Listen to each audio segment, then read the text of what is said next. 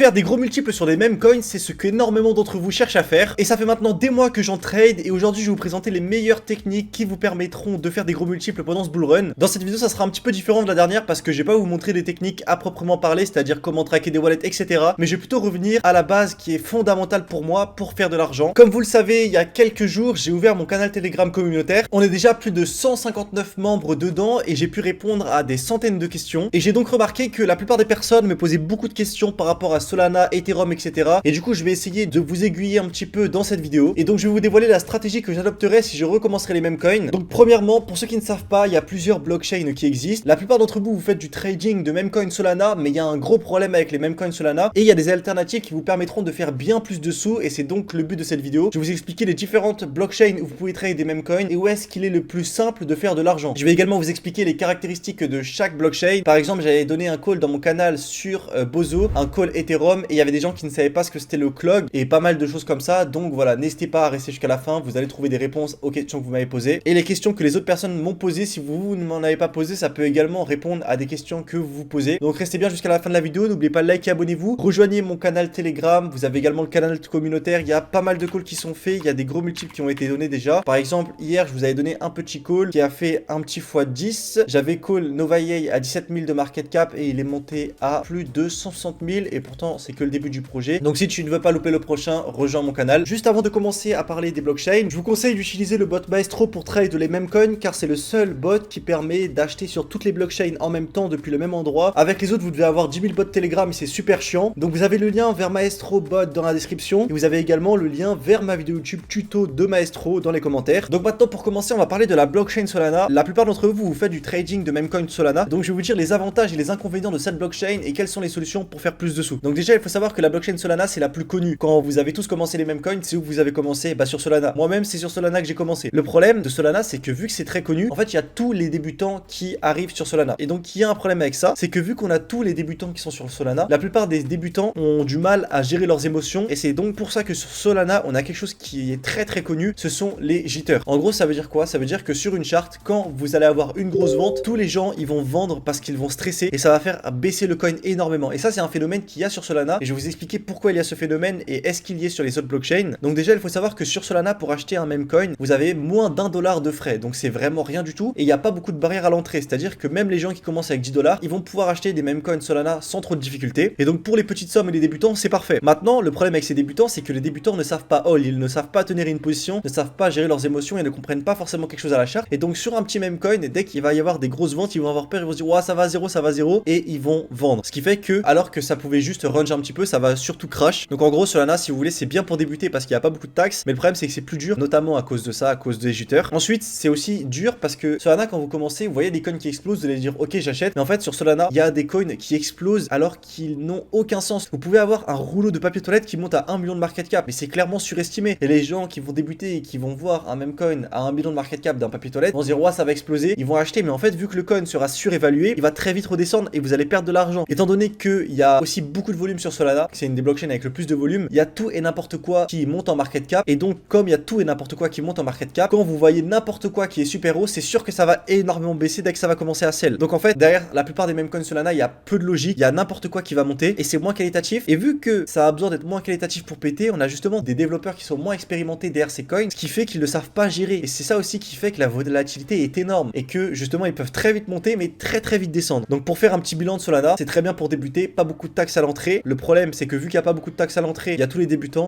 qui ne savent pas tenir une position et qui stressent beaucoup, ce qui fait que dès que ça commence à baisser, et bah ça baisse énormément. C'est plus du casino parce que vu que tout pète, on a des développeurs qui ne sont pas expérimentés et qui ne savent pas gérer un coin, ce qui fait que ça pète beaucoup et que ça baisse tout aussi vite. Aussi vu que c'est très facile de lancer un même coin Solana peu qualitatif qui explose, il y a énormément de rugs. En gros c'est quoi? Le coin il arrive à 100 000 de market cap, le développeur vend tout. Il y a un abonné qui m'a posé des questions sur ça aujourd'hui justement, il a acheté un coin à 150 000 de market cap, il m'envoie un message, il me dit est-ce que je devrais vendre, c'est à 6 000. Mec tu t'es juste fait rug, c'était pas qualitatif du tout, le développeur il t'a juste arnaqué et les arnaques comme ça c'est super présent sur Solana, c'est probablement la blockchain où il y a le plus d'arnaques et faites bien attention aux influenceurs qui scam. Il y a plein d'influenceurs qui font la propagande de projets memecoin et qui vous dumpent juste dessus, ils attendent que vous achetez et ils vous vendent tout. Il faut faire beaucoup de recherches pour faire le tri entre le scam et les lunchs qui ne sont pas des scams et ça faire des recherches quand vous n'êtes pas expérimenté c'est quelque chose qui est pas forcément facile, mais vous inquiétez pas, il y a une alternative à Solana qui est pour moi la meilleure solution pour faire de l'argent. Je vous en parlerai un peu plus tard dans la vidéo donc restez bien jusqu'à la fin. Ensuite pour ce qui est de la deuxième blockchain, personnellement c'est là où je trade le plus. Sans vous mentir sur Solana, je trade très peu à part les gros caps, ok, ou quand je vois un ticker qui est vraiment bullish, qui est un low cap, là je mets un petit billet. Sinon, je vais toujours sur des mêmes coins, par exemple Fog, dont je vous avais parlé dans une vidéo, qui était à 50 millions de market cap. Ça, c'est un truc que j'aurais pu acheter parce que c'est monté à 120 millions. C'était déjà en place, il y avait une vraie team derrière, etc. C'était pas fait par des débutants, c'était pas à 100 000 de market cap. Ou sinon, j'avais pris un trade sur Wrap Red Dog. Pareil, c'était un truc qui était à plus de 15 millions. Enfin voilà, je laisse pas mes Solana aux mains de débutants ou de tickers qui n'ont aucun sens, qui sont pas un minimum qualitatif. Donc ensuite, pour ce qui est de la deuxième blockchain, là on est sur Ethereum. Ce qu'il faut savoir avec Ethereum, c'est que là c'est un peu plus pour les gros portefeuilles parce que vous avez entre 17,50$ et 50$ en moyenne, hein, les gars, c'est pas tout le temps comme ça dépend du réseau, de taxes d'achat et de vente. Donc si c'est 50$ d'achat, vous pouvez aussi avoir 50$ de vente. Donc ça fait rien que 100$ pour acheter et pour vendre en tout. Donc ce qui est bien avec ça, c'est que du coup, il y a moins de jitters. Étant donné que c'est très cher d'acheter et très cher de vendre, les gens ils vont pas vendre et acheter hyper vite. Ils vont hold leur position et c'est donc ça qui va permettre de faire exploser le token. Étant donné que Ethereum, il y a justement plus de gros holders qui c'est plus dur d'y aller, la plupart du temps ça garantit des flux plus hauts, et bien les grosses teams elles ont plus tendance à aller sur Ethereum. D'ailleurs, pour ce qui est de Ethereum, le volume est similaire à Solana. Ethereum du coup c'est plus logique et plus facile parce qu'on n'a pas ces débutants, il n'y a pas à prévoir les panic sell des débutants parce qu'on a beaucoup plus de gros wallets et de gens expérimentés. Également, ce qui empêche les ruggers, donc les arnaqueurs, ceux qui launchent des tokens pour vous arnaquer, c'est que la plupart des tokens Ethereum sortent pas de launchpad comme Pump Fund sur Solana. Ce sont des fair launch et pour faire un fair launch, il faut simplement acheter de la liquidité. Donc le développeur, il doit avoir déjà un certain bon wallet, ok, il doit avoir pas mal d'argent de côté. Ça peut pas être un débutant qui vient de commencer la crypto qui a 20 000$ à mettre dans de la liquidité par exemple. Donc ça